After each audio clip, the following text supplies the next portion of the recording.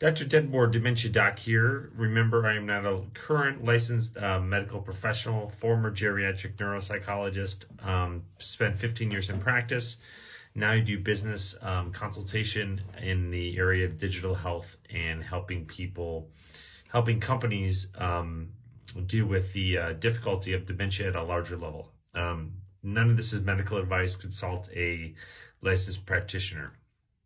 On my latest video, somebody asked, and this is a super common question, is my parents or a loved one, usually my parents, had dementia or have dementia. I'm really scared because I'm at genetic risk for this. What can I do? What are the signs? Normally they ask sort of what can I do? And I did a video on that just one video ago.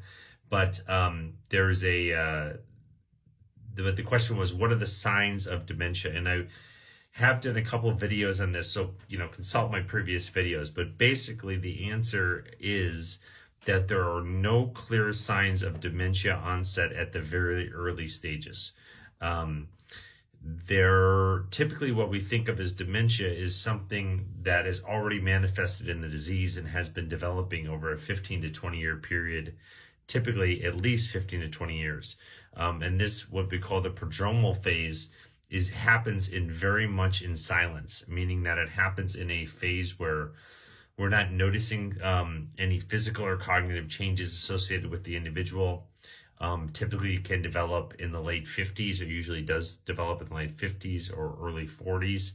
And it happens in a very, very small microscopic fashion over a long, long period of time. And this is typically the case with a form of dementia called vascular dementia, where there's these microvascular ischemic changes that occur over a longer period of time.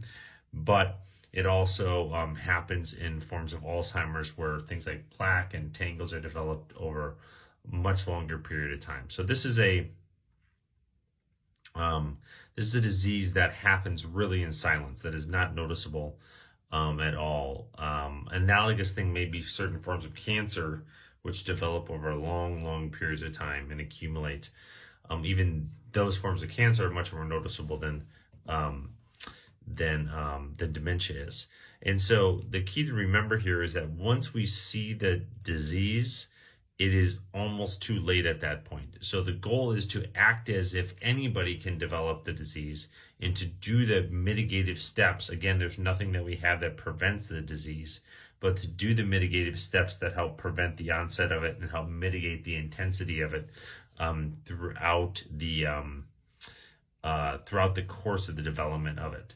So if you are at genetic risk for it, there are a couple, just to get very tangible here, there are a couple of things that you can do, things that everybody really should do, not just people at genetic risk. And one of the biggest things is, start having contact with a neurologist or a neuropsychologist as soon as possible. So when you get into your 40, maybe not as soon as possible, but 45, 50 years old, you should start getting, every 2 or 3 years cognitive checks. So if there's anything that could be noticed during this period of time, that it is noticed. And 2, maybe along with it, you get an MRI of the brain every 5 years that helps pick up if there's anything that's developing over this longer period of time. Another thing that you want to sort of, be aware of is your heart health, just to make sure you're maintaining a really, really good heart healthy diet and maintaining your aerobic exercise and keeping that up over longer periods of time. So, avoiding stress is always a good thing in general, but the connection between stress and dementia is not a one-to-one connection necessarily, but the connection between stress and heart disease and dementia is certainly significant. So what can you do? Diet, aerobic exercise, and then keeping in close coherence with a neurologist, a geriatric neurologist, and a geriatric neuropsychologist that can be helpful. Those are the things that I would recommend in general. And again, there's a much higher propensity of individuals that have a genetic risk for Alzheimer's to develop that type of dementia called Alzheimer's, but much more likely is that there's a genetic risk for development of heart disease or high blood pressure or high cholesterol, and that transfers over genetically, and then the individual that has that genetic risk doesn't do a lot about it, and then they develop vascular forms of dementia over time.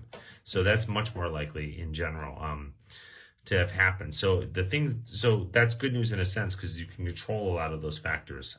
The other thing that I'm not mentioning is this new and novel learning that people can do, making sure that they're engaging in novel exercise over time. So anyway, these are things that, that you can do.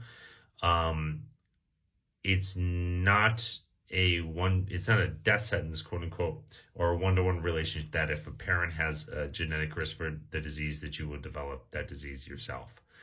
There's a lot of mitigative things that you can do. Anyway, hope this is helpful. Sorry it's so long. And please give me some comments as to other things you would like me to do videos on, because I enjoy doing them. Thanks for the like and follow, and take care of yourself out there. Bye-bye.